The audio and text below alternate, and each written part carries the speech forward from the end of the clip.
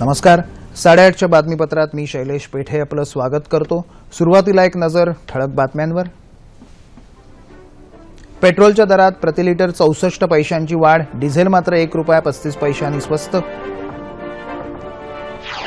संप करून सर्वसामान्य नागरिकांना वेठीस धरू नये. टॅक्सी रिक्षा युनियन्सना परिवहन मंत्री दिवाकर रावते यांचं आवाहन. गैरव्यवहार रोखण्यासाठी अन्न आणि पुरवठा खात्याचं संपूर्ण संगणकीकरण करणार. गिरीश बापट यांची माहिती. वसई विरार महापालिका निवडणुकीची आज मतमोजणी.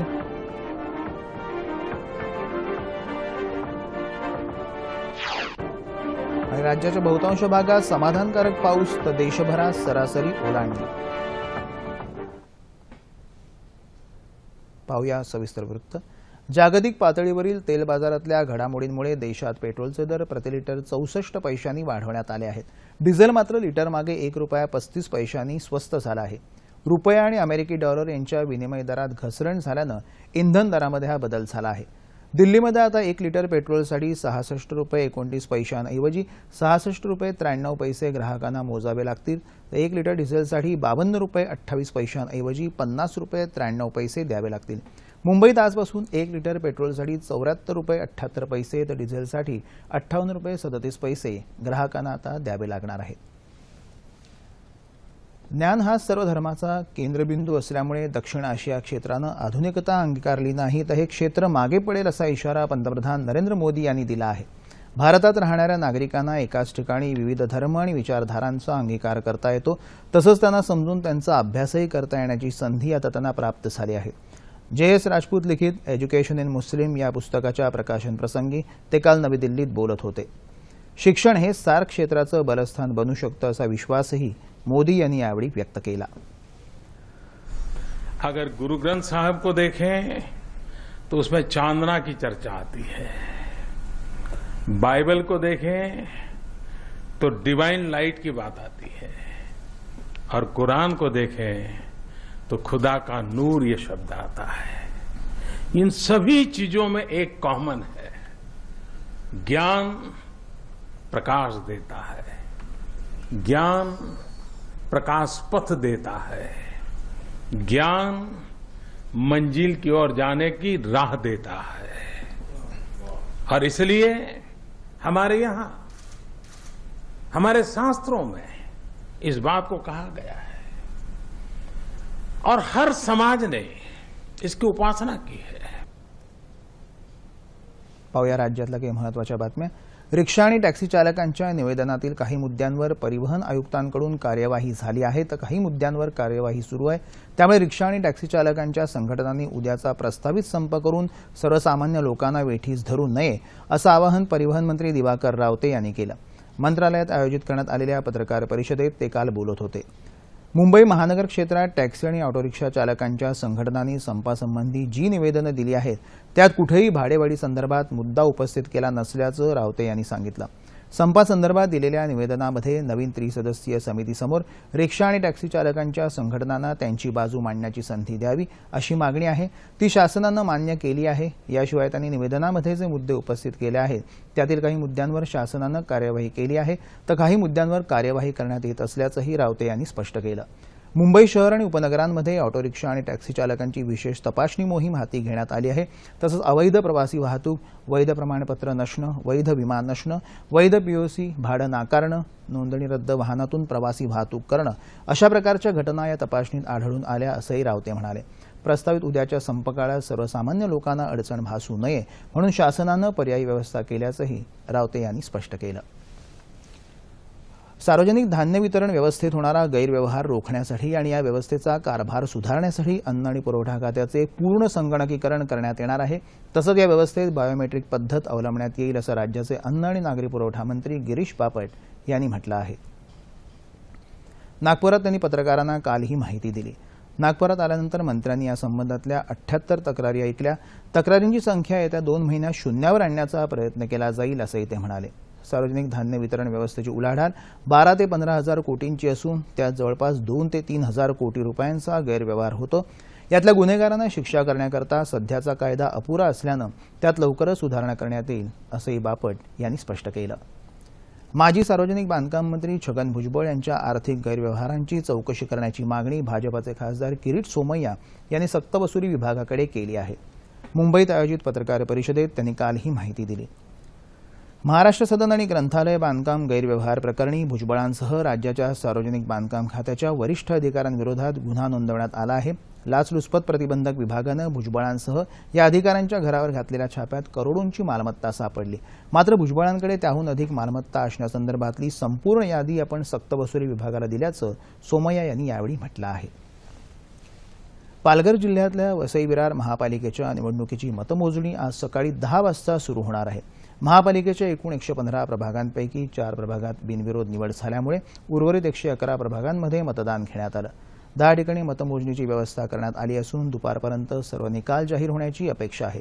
या महापालिकेत सत्ताधारी बहुजन विकास आघाडी आपलं वर्चस्व कायम राखणार की मतदार वेगळा कौल देणार हे आजच्या निकालांवरून स्पष्ट होईल.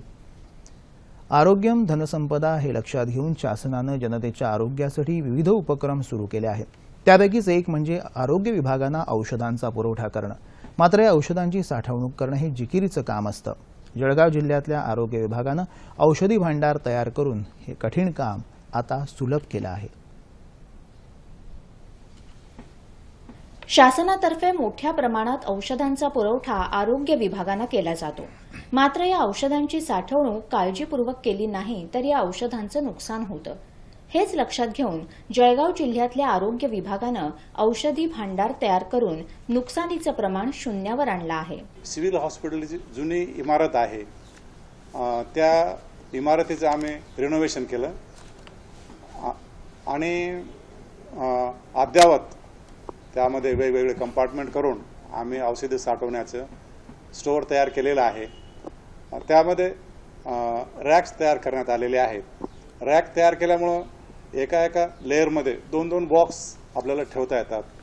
त्यामुळे ती जी बॉक्स ठेवलेली आहेत तर सर्वात खालच्या बॉक्सवर लोड येत नाही आणि त्यामुळे जे नुकसान वगैरे होत होतं तर हे त्यामुळे बंद झालेलं आहे. वातानुकूलित कक्ष, शीतपेटी अशा विविध सोयींनी सुसज्ज असलेल्या या औषधी भांडारात वितरणासाठी ई-औषधी या सॉफ्टवेअरचा वापरही केला जात आहे. जिल्ह्यातल्या प्राथमिक आरोग्य केंद्रांना आणि उपकेंद्रांना इथून औषध वितरण केलं जातं. औषधांची मागणी नोंदवणे, औषधांच्या साठ्याचं प्रमाण पाहणे, वितरणाची माहिती, औषधाची मुदत इत्यादी बाबी या सॉफ्टवेअरमुळे सहज समजू शकतात. योग्य वितरण आणि वापरामुळे औषध साठवणुकीचा हा जळगावचा पॅटर्न रामबाण ठरला आहे. पाहूया कोकण रेल्वे संदर्भातली एक बातमी. पावसामुळे दरवर्षी कोकण रेल्वे मार्गावर अनेक अडथळे येतात आणि त्यामुळे वाहतुकीवर विपरीत परिणाम होतो. यावर्षी तसं होऊ नये म्हणून आवश्यक ती सर्व खबरदारी घेण्यात आल्याचं कोकण रेल्वेचे विभागीय व्यवस्थापक बाळासाहेब निकम यांनी काल रत्नागिरीत एका पत्रकार परिषदेत सांगितलं. यावर्षी 1.5 लाख रुळांची दुरुस्ती करण्यात आली असून दरडी कोसळू नयेत याकरता ठोस उपाययोजना करण्यात आल्या आहेत. रेल्वे मार्गाच्या दोन्ही बाजूंना जवळपास 25,000 झाडं लावण्यात आली असून लगतच्या गटारांची सफाई योग्य तऱ्हेने करण्यात आल्याचा दावा निकम यांनी केला आहे. पाण्याचं दुर्भिक्ष्य, जमिनीला पडलेल्या भेगा, पिण्याच्या पाण्यासाठी वणवण, बळीराजाचे डोळे हे वरुणराजाच्या बरसण्याकडे लागलेले हे चित्र परभणीकरांसाठी काही नवीन नाही. पण राज्य शासनानं जलयुक्त शिवार हाती घेतलं आणि दुष्काळग्रस्त म्हणून ख्याती असलेला परभणी जिल्हा आता काट टाकू लागला. मराठवाड्यातला कायम दुष्काळी जिल्हा म्हणून परभणी जिल्ह्याचा उल्लेख होतो. पण परभणी जिल्ह्याची ही ओळख आता इतिहास जमा होणार आहे. त्याचं सगळं श्रेय जातंय राज्य शासनाच्या वतीनं हाती घेण्यात आलेल्या जलयुक्त शिवार या अभियानाला. या अभियानाला परभणीकरांनी उत्तम प्रतिसाद देत या जिल्ह्यातल्या 170 गावांनी या अभियानात सहभाग नोंदवत मोठी लोकवर्गणी गोळा केली आहे. परभणी तालुक्यातल्या एकट्या पेड गावात तब्बल 8 लाख रुपये जमा झाले आहेत. हा निधी आणि लोकसहभाग यांच्या साथीनं गाळ काढणं, सिमेंट नाला बांध, ढाळीचे बांध, शेततळी आदी बहुतांश कामं पूर्ण झाली आहेत. विशेष म्हणजे अवकाळी पावसाचं पाणीही यात साठवून या कामांची उपयोगिता सिद्ध झाली आहे. आजवर या जिल्ह्यात लाखो घनमीटर गाळ उपसला गेला असून यात पावसाळ्यात मोठ्या प्रमाणात पाणी अडवून त्याचा उपयोग शेती आणि पिण्याच्या पाण्यासाठी होणार आहे. ऐनोली तलावातील 75,000 ट्रीप जवळजवळ गाळ काढला. याच्यामुळे पाण्याचा साठा वाढला आणि आमची जमीन खडकाळ असल्यामुळे त्या जमिनीची सुपीकता वाढली. थोडक्यात शासनाचे प्रयत्न आणि लोकसहभाग यांच्या बळावर परभणी जिल्हा दुष्काळमुक्त होणार हे निश्चित. इंडियन मर्चंट चेंबरतर्फे देण्यात येणाऱ्या महिला पुरस्कारांचं वितरण काल मुंबईत करण्यात आलं. वर्षभरात उल्लेखनीय कार्य करणाऱ्या महिलांना वुमन ऑफ द इयर पुरस्कार देऊन सन्मानित करण्यात येतं. दूर पल्ल्याच्या अंतरावर मारा करणाऱ्या अग्निया क्षेपणास्त्र प्रकल्पाच्या संचालिका डॉक्टर टेसी थॉमस आणि एव्हरेस्ट शिखर पादाक्रांत करणारी सर्वात तरुण महिला कृष्णा पाटील यांना यंदाचा वुमन ऑफ द इयर पुरस्कार देऊन गौरवण्यात आलं. प्रख्यात समाजसेविका आणि ज्येष्ठ नृत्यांगना मल्लिका साराभाई यांच्या हस्ते पुरस्कार प्रदान करण्यात आले. साराभाई यांनी यापूर्वी हा पुरस्कार पटकावला आहे. यंदा पुरस्कारांचं हे 25वे वर्ष आहे. देशातील व्यापार आणि गुंतवणूक वाढावी यासाठी सरकारनं उचललेल्या पावलांमुळे 2014-15 या काळात सेवा क्षेत्रातल्या परकीय गुंतवणुकीमध्ये 46% म्हणजे तब्बल $3.25 अब्ज अमेरिकन डॉलर्स एवढी वाढ झाली आहे. सेवा क्षेत्रामध्ये बँकिंग, विमा, आउटसोर्सिंग, संशोधन आणि विकास, कुरिअर आणि तंत्रज्ञान या क्षेत्रांचा समावेश होतो. सेवा क्षेत्रासोबतच देशातील संपूर्ण परकीय गुंतवणुकीत गेल्या वर्षीच्या तुलनेत 27% वाढ झाली आहे. 2013-14 साली ही गुंतवणूक 24.29 अब्ज अमेरिकी डॉलर्स इतकी होती, तर 2014-15 वर्षात ही वाढून ती 31 अब्ज डॉलर्सच्या जवळ आता पोहोचली आहे. गडचिरोली जिल्ह्यातील ताळगुडा गावाने टोळीच्या तेलापासून जनरेटर सुरू करण्याचा यशस्वी प्रयोग केला असून या जनरेटरमुळे गावात आता वीज उपलब्ध करून देण्यात येत आहे. राज्यातील गडचिरोली हा जिल्हा मागासलेला जिल्हा म्हणून ओळखला जातो. या जिल्ह्यातील 169 गावं अद्यापही विजेपासून वंचित असून ताळगुडा हे त्यापैकीच एक गाव. गडचिरोली जिल्हा मुख्यालयापासून केवळ 35 किलोमीटर अंतरावर असलेल्या या गावात वीज नसल्यामुळे इथल्या आदिवासींना दहशतीत आणि कष्टाचं जीवन जगावं लागत होतं. गावाचा विकास साधायचा असेल तर वीज उपलब्ध करून देणं फार गरजेचं आहे. ही गोष्ट ओळखून वन विभागानं जिल्ह्यातच निर्माण होणाऱ्या टोळीच्या तेलापासून चक्क जनरेटर सुरू करण्याचा यशस्वी प्रयोग राबवला आणि या जनरेटरमुळे गावात वीज उपलब्ध करून दिली. आम्ही हमेशा या ताळगुडा गावात जेव्हा भेट देत होतो तेव्हा लोकांनी आम्हाला असं सांगितलं की 7-8 वर्षापासून आमच्या गावातली लाईन बंद आहे. साहेब, आमच्यासाठी काही करता येईल तर बघा तुमच्या विभागाकडून. तर आम्ही वरिष्ठ अधिकाऱ्याशी चर्चा करून त्यांना या गावाची परिस्थिती लक्षात आणून दिली. तर मॅडमनी म्हटलं की इथे जनरेटरवर तुम्ही लाईट सुरू करा. त्यांनी आम्हाला जनरेटर खरेदी करून दिलं आणि त्याच्यामध्ये टोळीचा तेल वापरून या गावात आम्ही लाईट उपलब्ध करून दिलेला आहे. परिणामी या संपूर्ण गावातील रस्ते आणि घराघरात विजेचा लख्ख प्रकाश पाहायला मिळतोय. 10 वर्ष अगोदर इलेक्ट्रिकवाल्यांना लाईन सुरू केलं होतं. त्यांच्या काही तांत्रिक भानगडीमुळे त्यांनी नाही का 24 घंटे सप्लाय देऊ शकत नव्हते रहदारीमुळे. पण वन विभागाकडे जेव्हा मी नाही का अर्ज केला तेव्हापासून आम्हाला उजेड आणि बाकी इतर साहित्य किंवा स्वयंपाकाच्या मुलापासून किंवा आपला अंधारापासून आम्हाला दूर राहावं लागलं.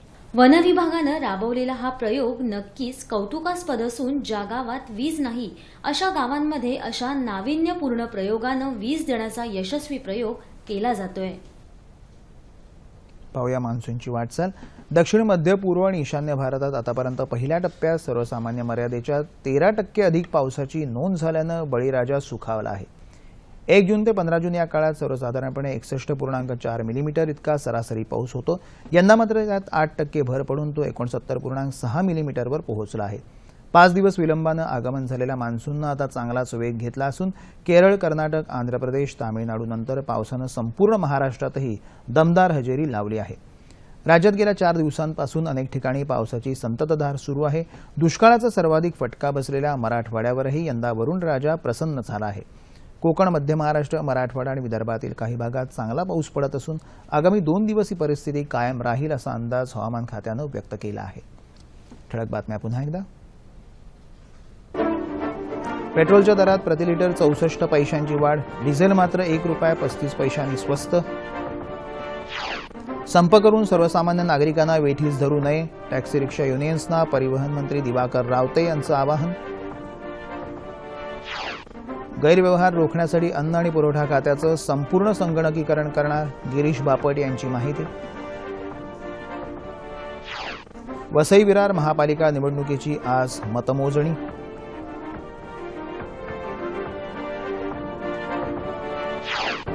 आणि राज्याच्या बहुतांश भागात समाधानकारक पाऊस तर देशभरात सरासरी ओलांडली.